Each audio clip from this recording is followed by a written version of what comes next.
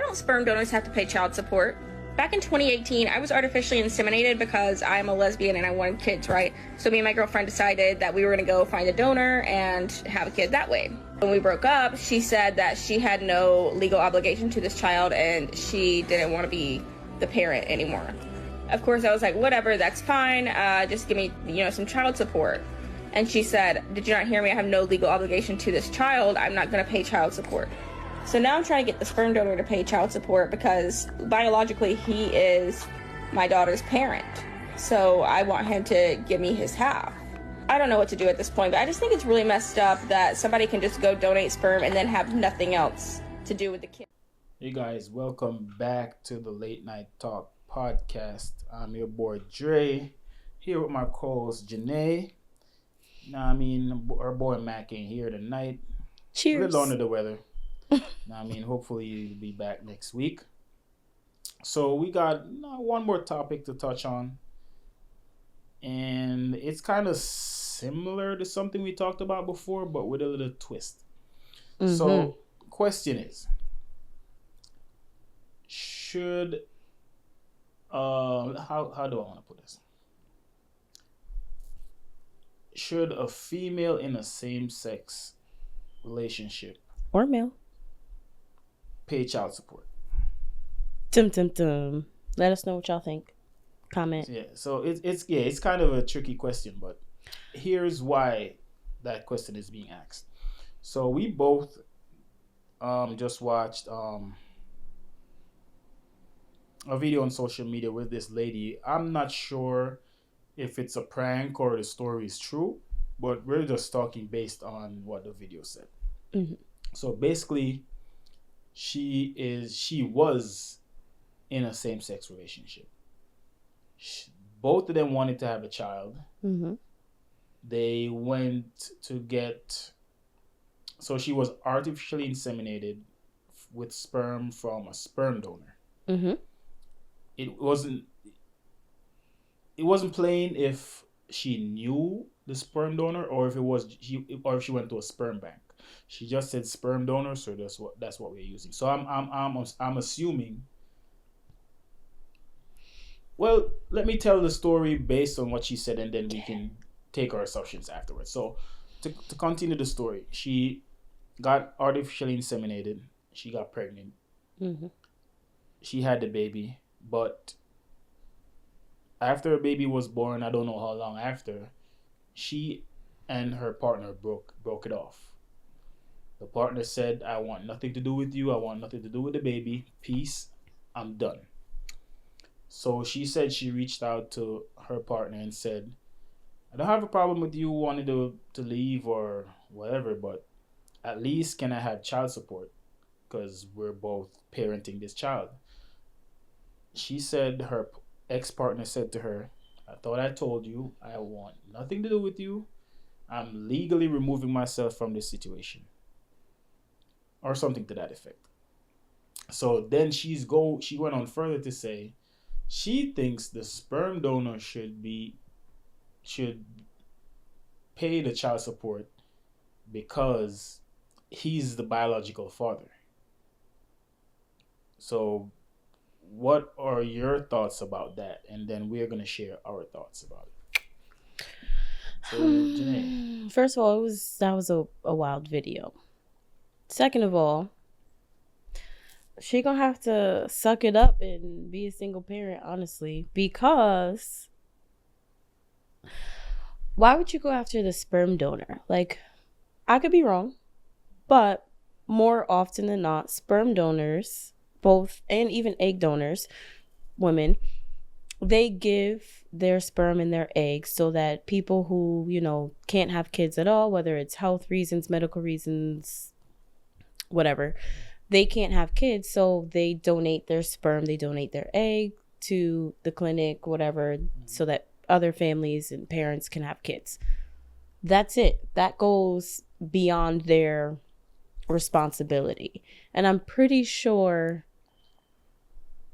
until that kid is 18, then that kid can't contact, or I don't know if they know, but they can't contact or whatever that sperm donor until 18. Privacy reasons, whatever. But to a certain extent, the donors wipe their hands. There's no responsibility, liability, anything like that. Yeah, don't they have to sign some, like, if they're, because it could, like, sperm banks are there for more than one reason. It could be where, say for a man, if I decide, say, tomorrow I wanna take a vasectomy, I can freeze some of my sperm just in case, because I think a vasectomy is irreversible, right? Well, maybe in this day and age it may be irreversible. You never know. I know before, at least for women, it was reversible. So basically, they'll do that. So guys would do the snip, and you know what I mean, save some of their stuff just in case. And also, on the other side for females will freeze eggs. They cut their tubes depending on whatever. So it's kind of like, and then you have people who just donate it to help other families, as what you said. Some people do it for their own selves, just in case further down the road. Some just for money. At least for women, egg donors, you get up to like $50,000 for donating your eggs. Yeah. Damn. Yeah. Depending on how many like sessions and how many times you donate. Yeah.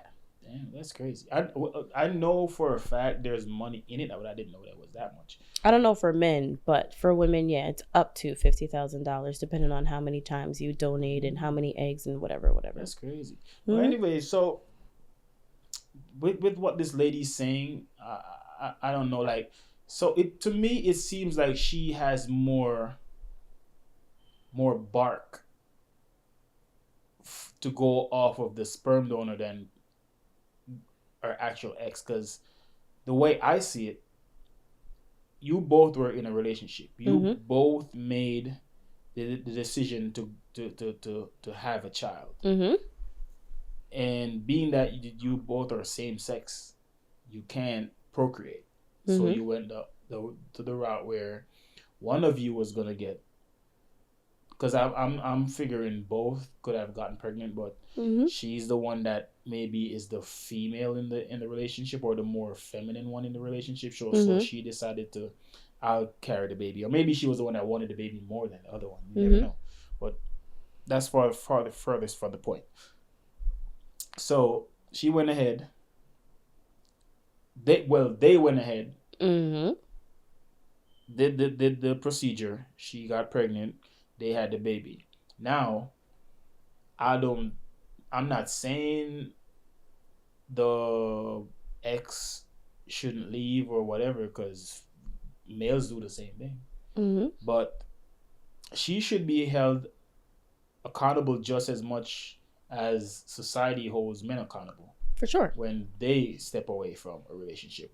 Because at the end of the day, yes, at the end of the day, you signed the birth certificate. You signed whatever paperwork that goes into the whole IVF, sperm donation, whatever, that whole process. You have some type of parental right or parental responsibility, being the fact that you both went through this process, this legal process to have a kid.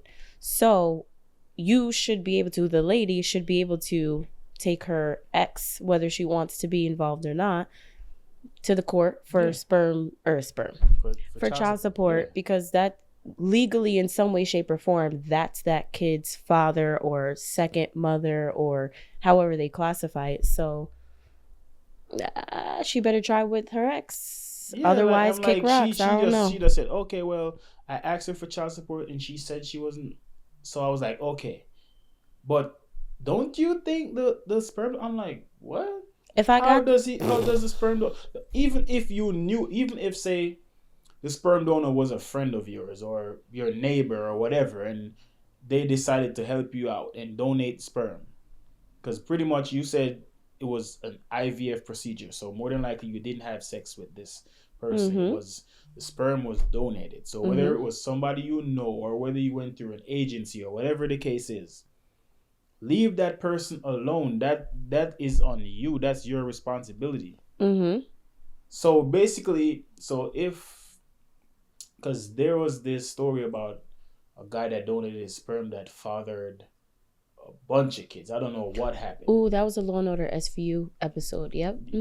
A bunch of kids. So, Yeah. so what if in this case, that sperm donor that you got inseminated with his sperm, what if there was 10 other people or 12, 15, 20 other people that got pregnant with his sperm? You're expecting And did the same thing. him to pay child support for all those kids? That's not how it works. At least not yet. And then again, this is America. You never know. She may go to court and win. But she might. If you're gonna take somebody to court, you should take your ex to court, not the sperm donor. Yeah, that's such a, because then it opens up a whole can of worms, like you said. If that sperm donor has 30, 40, 20 other kids, can they now, those mothers, can they now come after them? Like, where's the privacy? To be honest though, I think there is maybe some stipulations in the paperwork that protects the sperm donor from anything like that happening. I think so. Has to be. I know for a fact 18, the kid doesn't know or can't know or shouldn't know, whatever the case may be. There's a certain stipulation about 18 and them not being able to like reach out or meet with that biological parent until they reach that age. Anything before that, no. Yeah. But that's crazy though. Like for her to even think about that, like why don't you have that same energy for your ex? Like you and her clearly made up your minds while you guys were in love to decide that you wanted a child together. And also, if she was taking up the role as a father or a male or whatever, however you guys did it, that more so makes her responsible than anything else. And that ties back into our conversation last time with the conversation of, you get with somebody and maybe things were good and maybe they didn't want kids at first. But then, they decided to have a kid. There goes that conversation again of, okay, what are we doing? Let's say, okay, we don't want kids right now. Let's say, you accidentally cheat and get pregnant and now we have a kid. Are we keeping it or are we not keeping it? Okay, we're deciding to together have a kid through IVF and sperm donation, whatever. Okay, so what are we going to do future-wise if we were to ever break up? Who gets the kid? Who doesn't get the kid? Visitation, holidays, child support. That's where things always become a conversation in writing, legality. Let's go in a little deeper in this situation. How much you want to bet if it was a case where she was dating a man, but he couldn't father kids, and they went through the same process with a sperm donor? How much you want to bet she wouldn't bring up that she was going to go off after the sperm donor? She would have had all that energy for the guy. How much you want to bet? I bet you 100%. 100%. Because she's like, oh, you knew you couldn't have kids and you forced me to go get artificial insemination and this and that, whatever. You wanted this child as much as I do, so how do you want to turn your back now? It would have been a whole different rant. He would have been in court right now. Exactly. Expeditiously. Exactly. Yep. I don't know. How would you feel if you were in that situation? If you were with a woman, couldn't have kids for whatever reason, she went to the clinic, IVF, had a kid, and then just it didn't work out anymore. And you're like, all right, I can't do this anymore. And she tried to come after you or the sperm donor. Like, how would you feel in both situations? To be honest, it wouldn't happen that way in my case. Not that she wouldn't be asking for child support, but I wouldn't walk away from a situation and say wash my hands of the whole thing. Because if in that case, mind you, I knowingly made that decision to say this is the route we're gonna go because I can't father kids, so I'm gonna pay for the procedure, whatever. We're gonna choose from these people to see who we're gonna break down the family tree to see who's has the ailments or whatever. We're gonna try to choose the best donor for the healthiest child. We literally went through all that procedure, signed the paperwork, did everything, did the process. She got pregnant, the baby came. I'm still now a father, regardless if I fathered that child naturally or not. Because being a father doesn't necessarily mean you have to be somebody's biological parent. Like you're if you take that responsibility up on you, you still gotta do right by the child. So in my case, it wouldn't have happened that way. I wouldn't be the one saying I wash my hands of this.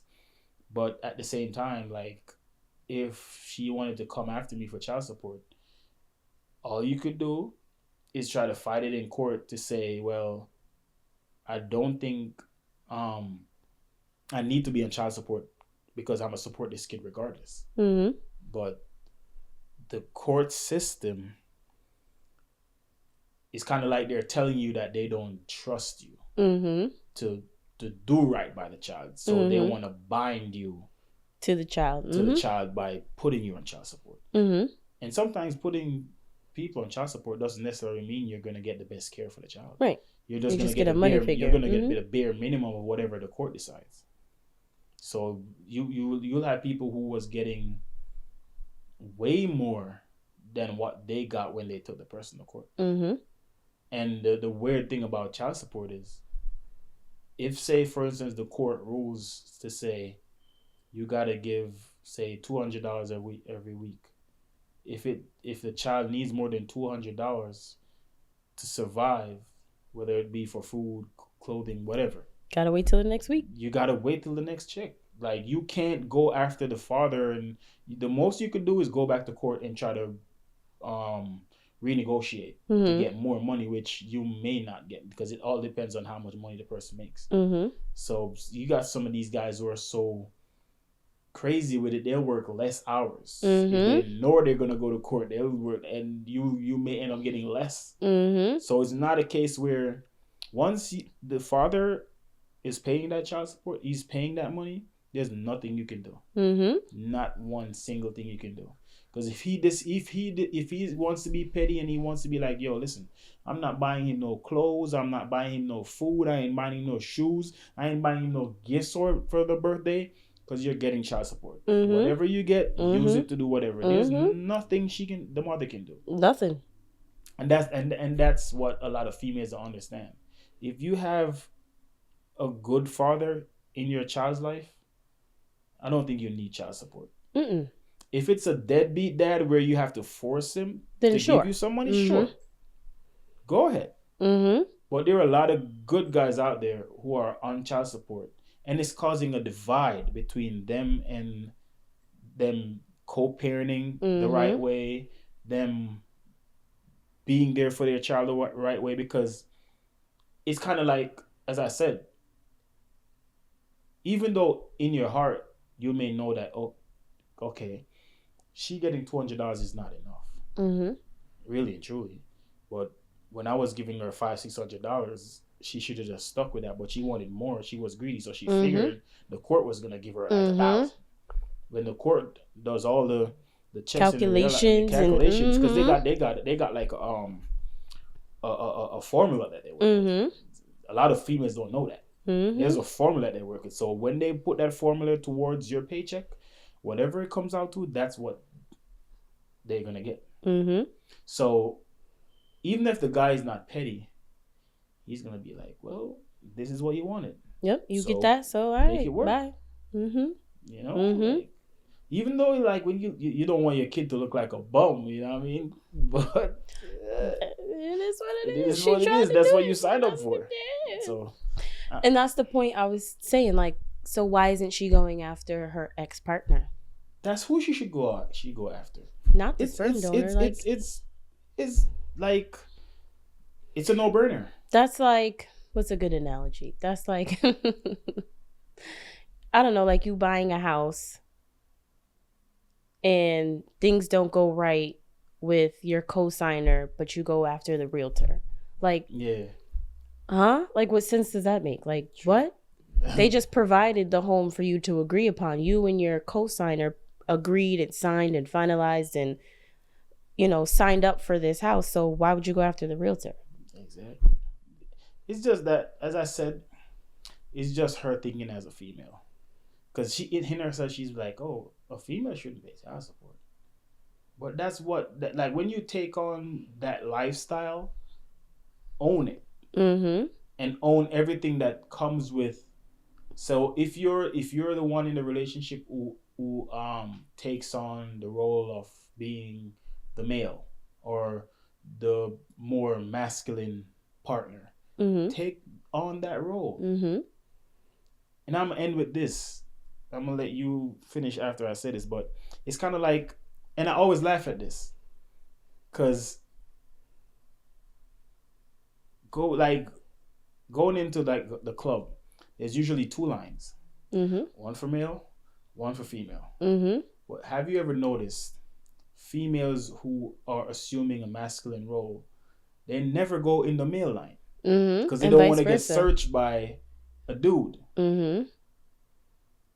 So, to be honest, they shouldn't be allowed to. If you're taking on the role, you should be treated as you want to be treated, because that's all you guys preach. Mm-hmm. You preach that you want to be treated. So why is it you want to cut corners or you want to assume a different identity for a short space of time just to get leverage? Mm-hmm. No. Go into the line for the dudes. Get searched like a dude. Mm-hmm. Because that's what you want to be, right? If you assume that role. Yeah. So it goes back to the same thing. She wanted to be a father figure in the relationship, so treat her like a father figure. Go after her. She should pay the child support because that was a contractual agreement between the both of you, and she stepped out of that contract by saying, "I don't want nothing to do with you or the child." Nah, go after her. Yeah, she's a little special with that one. I don't think she's gonna win her case with the sperm donor. I don't think so. I could be wrong. I don't know exactly how it works, the ins and outs, but I know there's some type of protection and privacy and like not guidelines, but policies and procedures in place for when things like this happen. The sperm donor isn't at fault or isn't responsible or liable. So stay tuned. We'll find out. I'm gonna figure it out. We gonna see. Because I gotta know now, like, what happens. Yeah. Tell us in the comments what do you think should happen or who you think is in the wrong. Yeah. See you next time. Please like, share, subscribe. Watch out for our next episode. Yeah.